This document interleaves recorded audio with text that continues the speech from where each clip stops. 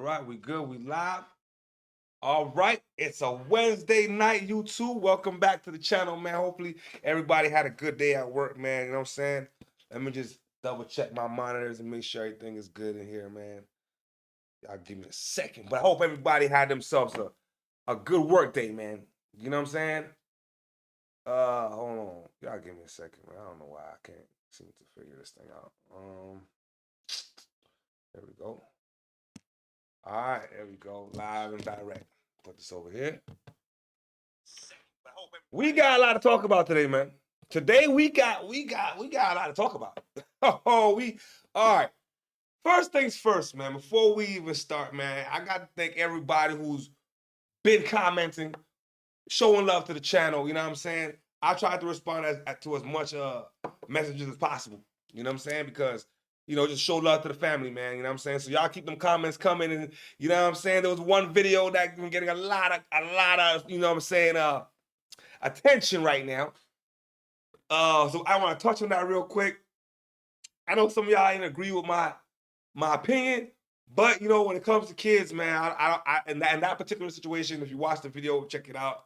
I don't believe that the 6-year-old little girl should be, be affected by the parent, by what the mother done did. You know what I'm saying? I don't think the mother's crimes or infidelities or evil should be affect the child. You get what I'm saying? Now, moving past that, 8:03, we gotta get to it. The Diddy shit is hot. The Diddy situation right now, it's tight. We into day number 3. A lot of stuff we about to dive into. Then, you know what I'm saying? I got a little something at the end I want to talk to y'all about. You know what I'm saying? With Mace, Cameron, the homeboy DJ Academics. So I don't want to hold y'all, you know what I'm saying? Let's get down to the smoke. Puff Daddy. Yeah. P. Diddy, whatever you call himself these days. Yeah, go ahead. The man who allegedly opened fire inside of one of former President Donald Trump's Florida hotels several years ago made some wild statements to law enforcement in his interviews. I had sex with Cassie and Sean. Basically, he would masturbate and tell me what to do with Cassie. I had like 15 encounters, and I heard a lot of business. Because what they would do is Sean talks a lot on the phone and on the TV with speakers and stuff, and I was like a sex slave, okay? For them, that's what I was. That's all right? MDMA. They move. Mind you, guys. Mind you. He said he's a sex slave. All right, I'm gonna pull it up one more time because this guy right here is big time. Yeah. And I'm gonna tell y'all why. Yeah. All right. Yeah, go ahead. The man This who was from allegedly opened years ago. I don't know why I see things out. All right. This thing was from years ago. He gets arrested for what he does. He did some wild stuff with Trump, and then did some wild stuff. All right, cool. But what he says when he gets arrested, this might have been 4 or 5 years before the shit went down. So I want y'all to really take this in because today in court, this brother was called up on online. He's gonna end up coming to court. You know what I'm saying? And Cassie already said she knows the brother. So Cassie has confirmed what he said. He seemed crazy before, but she confirmed it today. So let's get down to the smoke. Puff Daddy. Yeah. P. Diddy, whatever you call himself these days. Yeah, go ahead. The man who allegedly opened fire inside of one of former President Donald Trump's Florida hotels several years ago made some wild statements to law enforcement in his interviews. I had sex with Cassie and Sean. Basically, he would masturbate and tell me what to do with Cassie. I had like 15 encounters, and I heard a lot of business. Because what they would do is Sean talks a lot on the phone and on the TV with speakers and stuff, and I was like a sex slave, okay? For them, that's what I was. That's all right? MDMA, they move cocaine, and they move liquid cocaine in their bottles too. Okay, so they put the liquid cocaine in the bottles and they move it. I've seen the liquid cocaine, I've drank it myself, having sex with Diddy and Cassie. Okay, it's not good. He drinks it all the time. For self, walking us all through Now, how a me 10 pause this album right here. record deal. He basically articulated everything that went down that we found out after the footage came out with Puffy and Cassie. Now I'm gonna rewind even more, family. I remember there was a time I was really into conspiracy theory. You know what I'm saying? And I saw a video. This was the time Cassie had half her hair cut off. You know what I'm saying? Shaved off. And this dude articulated everything that was going on. Said it was a ritual. He said, Illuminati stuff, and that Puffy was in the corner, basically doing exactly what you know what I'm saying? Doing exactly what they say he was doing when they talk about the court. So now, this brother confirmed it. So he wasn't talking crazy. He wasn't talking crazy. You get what I'm saying? When he comes to court. So yesterday, I'm gonna tell you, I said Puffy was gonna walk. I don't know about that today. Why? Because listen, let's look at we think about his charges. You cannot solicit sex. And I hope if the kids is home right now, man, make sure they're in another room. They're in another room, excuse me. They're not a part of this right now. You know what I'm saying? But Puffy was paying to transport women across state lines for intercourse. That's illegal. Doesn't matter whether it's consensual or not. You get what I'm saying? Just because you want to do drugs doesn't mean that it's legal. You get what I'm saying? So Puffy has a situation here. You get what I'm saying? So it's gonna be a tough one. But we gonna stay locked in on the situation, y'all. Came over a 10-year period of abuse and sexual humiliation. And once you hear Cassie's testimony, you'll understand why the courtroom was so tense. She described the freak-offs in lurid detail. She testified about Diddy, who she called Sean, choreographing it all.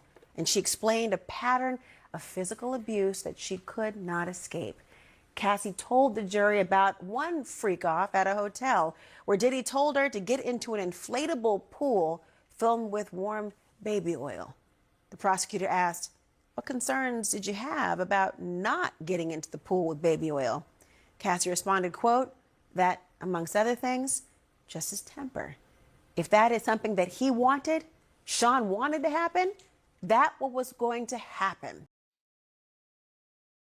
Oh my God. That's what was supposed to happen. There wasn't another way around it. Now I'm gonna tell y'all what that sounds like. That sounds like somebody who was being forced out of their will to do something and activities that they don't want to do. You know what I'm saying? The prosecution got a good one with Cassie. Now, back to the yesterday scenario when it had came out from the worker, Cassidy's alleged, she initiated certain activities. You got to remember now. I'm gonna be real with y'all, family. She was highly, highly, highly drugged up. Puffy kept her drugged up so that she would be complicit. She would listen. So now maybe now in hindsight, not time to think about it. Now she could have just been just high out her fucking mind. She don't even know what she like no more. She just thinks she like it because baby Diddy like it. So now she like it. But what you gotta remember now too, Kathy was signed to a 10-year contract. A 10-deal contract, my bad. But she only did one album. So you got a 10-album deal. You did one album. The rest of the time she was held hostage. That's really what it comes down to. There wasn't another way around it. Now, Cassie claims that Diddy controlled everything about her life and his staff helped him do it. She also says all aspects of the freak-offs went through Diddy for approval, from how he directed her to finding escorts, at times from Craigslist, to her appearance and what she wore, and even what happened during the encounters with the other men. I got a video coming out tomorrow. Y'all don't want to miss it. It gets real deep into what these freak-offs are. They're not just sexual escapades. No. It is deeper than that. This is like, you don't want to miss it. You know what I'm saying? And if you are watching right now, if you're locked in and you love and you like the content, because I bring the flavor every single day, hit the like button for me, smash up the likes, and if you're not subscribed, hit the subscribe button, because we bringing the flavor every day. She testified, quote, every freak off was like directed by Sean. Like he knew specifically where he wanted everyone to be, the lighting and such. Cassie says the freak offs made her feel the lighting and such. This is the ritualistic stuff we're talking about. You don't want to miss tomorrow. These things are not by chance. They're calculated activities designed as sexual rituals.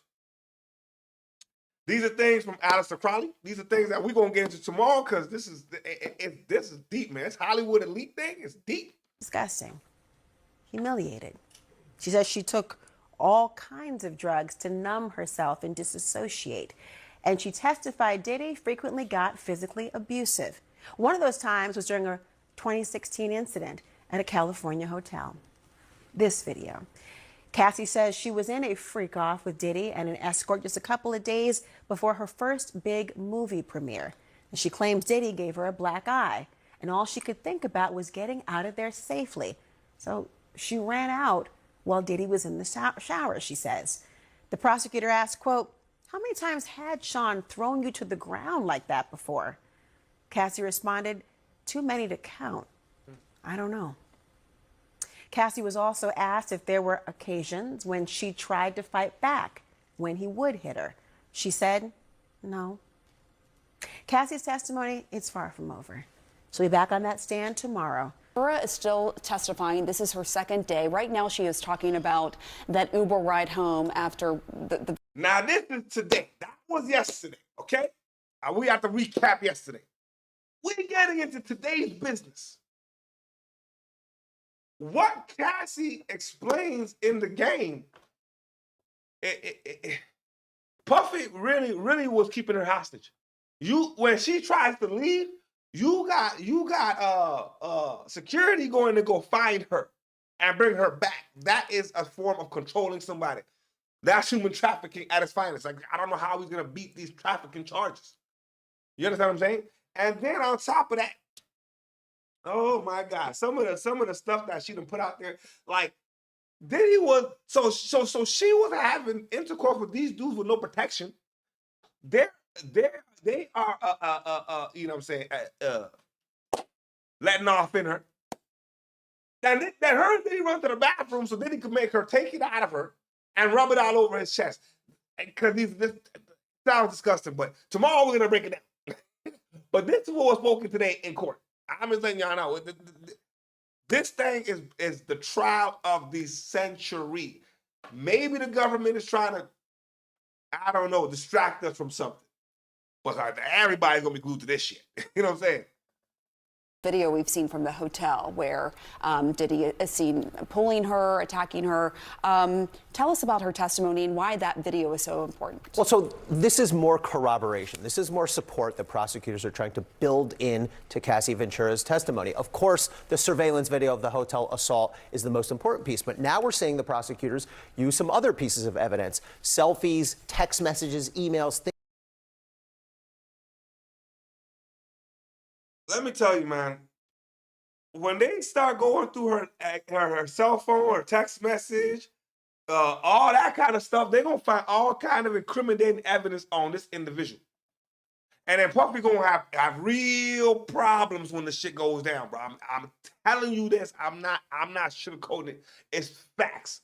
You get what I'm saying? Because he can't, like, what guys got to understand, what y'all got to understand is it's called fingerprint. You know what I'm saying? This internet thing, you know what I'm saying? You leave your fingerprints on everything. So now they're going to go back and retrace everything. Once it gets figured out what was really going on, I don't know how Diddy's going to beat this one, y'all. I don't know. Things that were on Cassie Ventura's phone because they want the jury to believe her unconditionally. And I want to make an important point here that the defense argument is that, yes, this was domestic violence, but it's not racketeering, it's not sex trafficking. But it's important to know, and I think prosecutors are going to argue this, those things are not mutually exclusive. It can be both. In fact, one of the things prosecutors have to show is that there was force or coercion. And so that beating, if I was the prosecutor, I would argue, yeah, you bet it's domestic violence, but it also goes to the sex trafficking and racketeering. Because the argument could be made that from the prosecution side is that was a form of coercion, that Exactly. perhaps she was afraid that she would get beaten up, and that is why she did some of these acts. And we should note, she talked about the selfies where she had a swollen lip and a black eye under her sunglasses. So clearly the prosecution is trying to draw that out. Wolf. It's officially wartime. Okay, before we get into the next topic of the night, we gotta wrap up the Diddy situation. More and more witnesses are coming to the stand. It's gonna be a daily situation. Cassie's going back on the stand tomorrow. They're gonna be bringing in the escorts one by one. This situation right here it reminds me of R. Kelly. But in a little bit though, Diddy's is a little bit different. Because we want to be able to say that it was consensual, she knew what she was doing. But there's too many times where she was trying to leave. And that's my issue with the snare. How are you going to how are you gonna get past that? You know what I'm saying? How are you gonna get past the fact that you don't put her okay, you're already gonna be guilty of putting your hands on her. You know what I'm saying? That's all. Okay, domestic violence. Racketeering, you are doing a mafia type situation. You get what I'm saying? It's like he's running a criminal organization. You can't be soliciting sex. It's like prostitution. I really don't see how this one's gonna roll. Diddy seemed very, very, very, very guilty to me. Because there's no way a young lady for 10 years is constant, she's scared to leave. It's coercion. Now she's scared. She leaves. You're gonna fuck up her career, which you already fucked it up. You're gonna put out the videos. You're gonna do this. You're gonna do that. She's scared. It's coercion. So I don't know how Puffy's gonna. You know what I'm saying? Get himself out of this one. But we gonna stay locked in all the way in, family, because I'm gonna be on top of it. All right. DJ Academics, Mace, Cam. Now, Stat Baby done said some shit. It offended my partner Academics. Academics swung back. Then the partner swung. Academics swung. It got a little sticky. So we about to break it down. You know what I'm saying? We about to break it down. We about to get down to the smoke, y'all. Treasure Wilson, aka Stat Baby, just might have given us Drake vs. Kendrick Part 2 in media form in 2025. After DJ Academics responded back to Stat Baby for defending Lauren, somebody from the Cam and Mace Instagram page responded back to Academics. They sent him a very strong warning telling him, hey, Academics, out of all the tweets you've seen, you decided to say something back to Stat. Why? Because we poppin'? But that's cool. We gonna make this clear and simple. It ain't gonna be no type of violating going on, especially with Stat. Fair warning. Now, I'm here to tell you. Now, I'm gonna pause that. Remember that Instagram message. You know what I'm saying? Comment. Because it's gonna come up later. All right? So I want y'all to remember that for later. But I don't understand why it's a problem. Like, if somebody says, this is social media. So everybody's got an opinion. Everybody's going to say some shit. You get what I'm saying? So if Stat Baby said what she said, and Academic said what he said, I feel like, all right, that's it. Cam and them didn't even need to have to get in between that. But unless it got out of hand. You get what I'm saying? Unless it got really out of hand. But let's break down how Academics talked. You guys, I was wrong. In the last video, I told you guys there's no way Academics will respond back to Cam and Mace. I said Academics would definitely duck the smoke with Cam and Mace because let's be honest, who wants to go back and forth with Cam? That's petty as hell. I genuinely thought Academics would skate past this response and just move on to his regular hip-hop topics. But tonight on his stream, Academics told Cam and Mace, yo, don't even warn me. Just swing. You don't gotta prep me for nothing. If you're gonna punch me, Take your best swing. Academics officially set it off with Cam and Mace. Here's what he said. One who's calling you out of your name or calling you a liar or defaming you, people do comment on it. By the way, I'm not mad at somebody commenting about it. My thing is about you jumping in, almost picking sides. You could be a neutral arbiter. You could be a person who's watching. Like, for example, I'll give you an example. Mace, when they came out like about, let me see, it's about 17, 18 years now saying that you was fucking a tranny. You ain't seen niggas jump out there and be like, oh yeah, Mace is No, we just trying to see what's up. We don't pick and choose when two people getting into it, especially when it ain't our business. What I'm Remember the fact. I need y'all to remember that, okay? He just said he called out Mace and said, "Yo, Mace, remember when you was allegedly sleeping with one of them trannies?"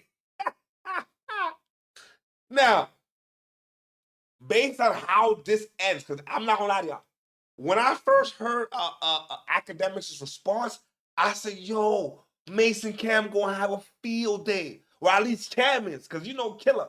And I'm gonna go back to that IG comment. That sounds like Killer. That sounds like Cam. I'm not gonna lie to you. The language sounds like some shit Cam would say. You understand what I'm saying? Now, I thought it was going to be World War III, but let's continue to hear what Mr. Academic got to say. saying is my business with Shorty. She called me a liar. Why your co-host jumping in? This ain't no about picking on stat or whatever. Bruv, when was calling you out of your name and you defending yourself, if anybody else jumped in piling on with the other person, you would feel offended. You ain't see the whole media jump in basically saying, oh, nah, Mace was fucking trannies. No. So just stay out of my business. And I'm saying it respectfully for all of y'all. Some of you guys might not want to hear this, but Mace copped a plea. Now, usually anytime Cam and Mace want to respond to somebody in the media, they do not waste any time getting at the person. So after we did not get any official response, I knew something was going on behind the scenes. Turns out Mace reached out to Academics via DMs and told them, hey brother, you really should have called me before you spazzed on us publicly. I'm going to read exactly what his message is. You know I like to keep it open. Mace says, neither you, I, nor... Okay, well, hold on. Before that. I don't agree that he should be putting the messages out there to... See, I don't like suckers like that, bro. If somebody... It's like, now you just can't message niggas no more. You can't have private conversations because they're going to take your private conversation and put it in their stream. Like, why? That, to me, is some informant shit. We didn't grow up on that informant shit. Like, motherfucker... If Mace messages you directly for whatever the situation is, you should not be putting that to the masses. Now, I agree with what he's saying, though. If the motherfucker, I was talking to this bitch, she put her 2 cents in that motherfucker, she gonna get it too. You know what I'm saying? Just don't put yourself in a situation. So I rock with that. I don't rock with the fact that, yo, you putting out Mace's business. I'm just saying. Cam or anyone else keeps up with what people who work for us do outside their job. So that's her own personal view. Okay? She had the right to speak as a woman. So they talking about Shorty, the Treasure Wilson. And to receive her own consequences alone for her actions. Next time I'd ask you, give me a call if you gonna hold me accountable. May said to me, neither you, I nor Cam, or anyone else keeps up with what the people who work for us do outside their job. So that's her personal view, okay? And by the way, I agree, that's her personal view, but that's why I didn't violate her. I didn't want to, like, I could just be like, yeah, I'm gonna just violate you, but I say, yo, I like Cam and Mason. I know it's gonna spill over to there. I don't want to do that, Shorty. That's what I said. He said, so she had the right to speak as a woman and to receive her own consequences. I agree, which I'm telling you, I don't respond nicely to nobody. My favorite thing in the world is when people overstep, I call them out of their names and I go on 100. I didn't do it with Treasure Wilson because of Cam and Mace. And maybe I shouldn't have brought them up either, but just to be clear, I said, I'm not gonna go crazy on you because of Cam and Mace. So, because what Mace seemingly is telling me is she had the right to say what she wanted, but she gonna receive her own consequences. So this whole thing where I look on the Instagram and I'm seeing it is what it is, saying, yo, Ack, what's cracking? You better chill the fuck out or we lit. I'm like, whoa, wait, hold on. Calm down. let's just calm it down real quick. Anyway, he said, next time I'd ask that you give me a call if you're gonna hold me accountable. So Mace is saying he's not accountable. And Mace, I apologize for that, my brother. I thought that account was under y'all direction. I thought it was under y'all direction when I seen that. Of course the account is under their direction. And second of all, how the hell is Shorty supposed to feel, Stat Baby feel, when Mace basically said left arm, like he didn't even defend her. You know what I'm saying? He was like, yo, that's her situation. Whatever issues comes out of it, that's her problem. He didn't even defend his own co-host. I'm going to tell you why him and Cam did not go off, because that's not the characteristics. Maybe Mace, because, you know, he used to be the church shit. It's because this brother's academics hit him with some real shit. Remember when you was talking to them transvestites? That was the end of the all conversation. There was nothing else to be said after that. That motherfucker had to keep his mouth shut. They probably had a PR meeting, you know what I'm saying? To figure this thing out. I'm telling y'all straight up and down like 6 o'clock. I'm not gonna lie to y'all. You know what I'm saying? It just does not make sense. Do you know what academics just said to this nigga? And now here's my thing. Because I love Mace. Because Betha was the guy. Cam was the guy. Jimmy's my guy. You understand? But I feel like Cam didn't say anything either because, Mace is this guy, and he knows that the situation really went down and what academics are saying is true. Simple mathematics. Simple mathematics. Because if he did not know, if it was a speculation, Cam would have went off. Cam would have went in, but he chose not to go in. But let me know what you guys think in the comment section about the Diddy cases going on right now. Cassidy's on the stand. She's pregnant. You know what I'm saying? She's letting the world know what's going on. I feel sorry for her husband who has to hear this horrific shit that, you know what I'm saying, that she had to endure for all them years. I feel it for Puffy's children who got to listen to the madness that their daddy was on for all them years. You know what I'm saying? Academics. Academics has a point. I'm not gonna lie. Academics has a 100% point. Mace couldn't say nothing when the shots were fired. That's my opinion. I don't want to hear these motherfuckers. Mace didn't want no problems because he's a calm guy in the church shit. That's bullshit. He hit you with the facts, and there was no coming back after that. But let me know what you guys think in the comment section below, family. And as always, let me know what country, what state, what province, what street corner, what penthouse you checking in from. Because we worldwide, baby. And it's nothing but love.